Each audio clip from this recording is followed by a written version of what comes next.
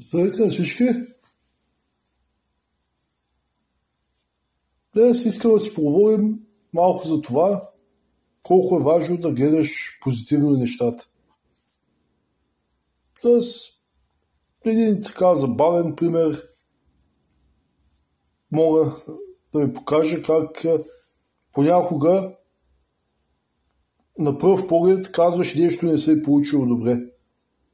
Обаче може да се е получило много по-добре от това, което си очаквал, и може да се е получило нещо ново.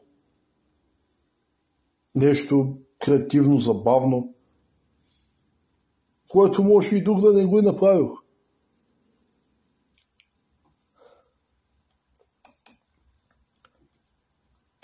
Реших да приготвя закуска, като я направя вкуса и с окраса. И започнах,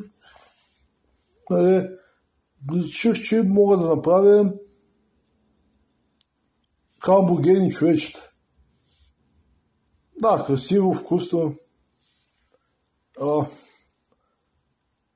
Преди да ги сложа вече на масата като готови, видях, че съм тръгнал да ги правя при положение, че са свършили маслините.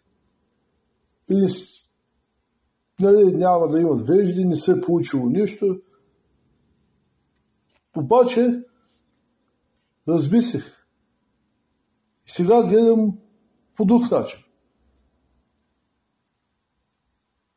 Може да съм направил нещо, което друг може да не е в цял свят.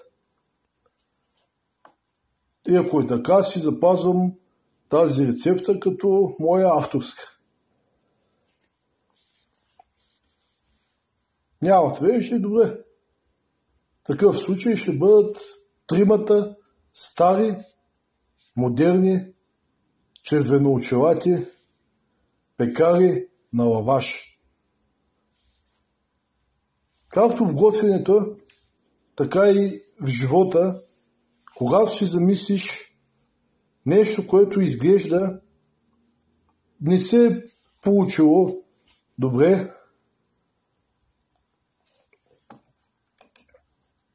може всъщност да е причина за нещо по-хубаво, ново, интересно.